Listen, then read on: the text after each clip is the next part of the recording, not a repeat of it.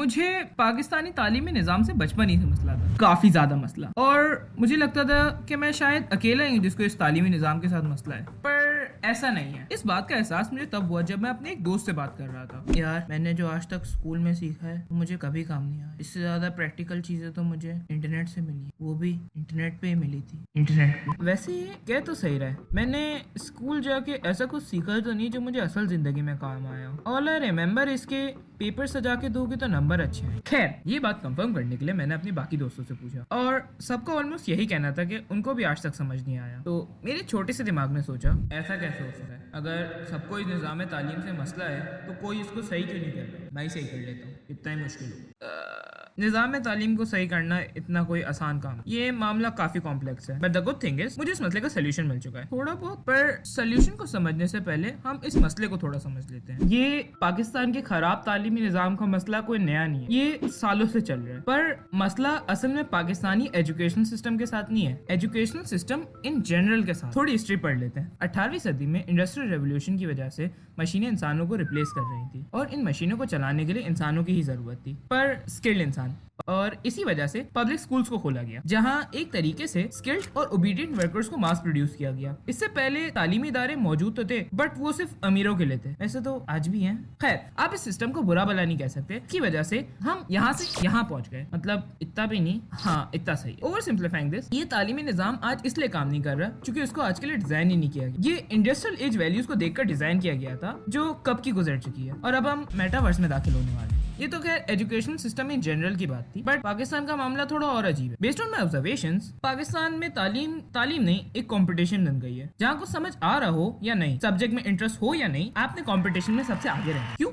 تاکہ آپ کے بارے میں دوسرے ڈینگے مار سکیں۔ ہاں شفیق کی بورڈ ایگزامس میں پہلی پوزیشن آئی ہے نا، بالکل اپنے پپا پہ یہ۔ ہاں شفیق کے پپا تو میری سنتے ہیں۔ جی پہلی پوزیشن ہمارے کوچنگ سینٹر سے آئی ہے، ہم یہ گارنٹی دیتے ہیں کہ آپ کے بچے کو بھی A1 گریڈ دلوا دیں گے۔ اسی ڈینگے مارنے کی سچویشن کی وجہ سے بچے تعلیم لینے سے زیادہ پیپر میں نمبر لانے پر فوکس کرتے ہیں، اور جن بچوں کے پیپر میں نمبر نہیں آتے ان کا کچھ پرائیویٹ انسٹیٹیوشنز میں داخلہ کرا دیا جاتا ہے۔ جی تو بچوں آپ نے ہیڈنگ سیف کٹ مارکر سے ڈالی ورنہ آپ بھول جائے کہ آپ کے پیپر میں نمبر آئیں۔ اور سر جو اندر لکھا ہے وہ بیٹا اس سے فرق نہیں پڑتا، بس آپ نے ہیڈنگ اچھی ڈالی۔ یہاں اسٹوڈنٹ یا پاکستان کا فائدہ ہو رہا ہو یا نہیں، ان پرائیویٹ انسٹیٹیوشنز کا ضرور ہو جائے، صرف تعلیم کے نام پہ چوتیا بنا۔ تو اس پرابلم کو سالو کیسے کیا جائے؟ اس کے لیے ہمیں ایجوکیشن کے بیسک پرپس کو دیکھنا پڑے گا، اسکولس کے نہیں، ایجوکیشن کے۔ ان سمپل ٹرمز ایجوکیشن کا مقصد کسی کو بھی سیدھا راستہ دکھانا اور معاشرے کا ایک ذمہ دار اور کامیاب شخص بنانا ہوتا ہے۔ اب معاشرے کا یہ ذمہ دار شخص کیسا ہوتا ہے ہم اس سے بعد میں بات کریں گے، ابھی کے لیے یہ سمجھتے ہیں کہ تعلیم کا مقصد کسی کو کامیاب کرنا ہے، پر ہر کسی کے لیے کامیابی کا مطلب ایک نہیں ہوگا۔ صاحب کے لیے یہ کامیابی کا مقصد اپنی ایمبولینس کے ذریعے لاکھوں لوگوں کی سروس کرنا ہو سکتا ہے۔ حسن کے لیے کامیابی کا مطلب اپنی والدہ کا سہارا بننا ہو سکتا ہے، یا آپ میری طرح جس کو اپنی کامیابی کا مطلب نہیں پتا اور وہ یہی ڈھونڈنے کے لیے یوٹیوب پہ ویڈیوز بنا رہا ہے۔ بیک ٹو دا ٹاپک، ہمارا ایجوکیشنل سسٹم اس بات کو سمجھنے سے قاصر ہے کہ ہر کوئی الگ ہے، سب کے الگ الگ انٹرسٹ، سوچنے کا نظریہ اور ڈر خوف ہوں گے، مگر ہم اسکولز میں ہر بچے کو ایک کراؤڈ کی طرح ٹریٹ کرتے ہیں، اور اسی کراؤڈ کی طرح ٹریٹ ہونے کی وجہ سے اسٹوڈنٹس کو لگتا ہے کہ وہ اسکول میں فیل ہو رہے ہیں، جبکہ ان ریئلٹی اسکولز ان کی اسپیسیفک نیڈس کو کبھی کیٹر ہی نہیں کر پاتا۔ Look it's not simple to tell کہ ایجوکیشنل سسٹم ایسا ہونا چاہیے یا ایسا، but one thing is quite clear, ایک اچھے ایجوکیشنل سسٹم کے سینٹر پہ ہمیشہ ایک اسٹوڈنٹ ہوگا، اور ہر اسٹوڈنٹ الگ ہے۔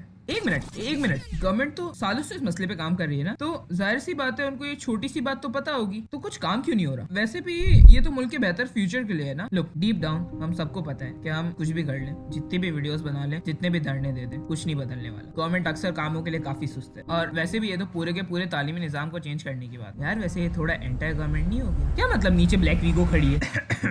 ویل لیٹ امیجن کہ گورنمنٹ کو بھولے بھٹ کے اسٹوڈنٹس کا خیال آ جاتا ہے، اور وہ یہ مسئلے کو ایک اسٹوڈنٹ کی نظر سے دیکھتے ہیں، مطلب اپنی پالیسیز کے اندر اسٹوڈنٹ کو سینٹر پہ رکھتے ہیں۔ مگر جب تک یہ پالیسیز امپلیمنٹ ہوں گی تب تک واپسی زمانہ یہاں سے یہاں پہنچے گا۔ کچھ دفعہ گورنمنٹ ہر مسئلے کو سالو نہیں کر سکتا، سست ہونے کا فیکٹر ایک الگ بات۔ تو پھر اس مسئلے کا سولوشن کیا ہے؟ تو کافی دیر تک سوچنے سمجھنے اور اس معاملے پر غور اور ریسرچ کرنے کے بعد مجھے صرف ایک سولوشن ملا ہے۔ Well it's more of my opinion, ہمیں اپنے آپ کو بدلنا پڑے گا۔ I know it may sound corny at first, but sometimes modern problem require modern solutions, right?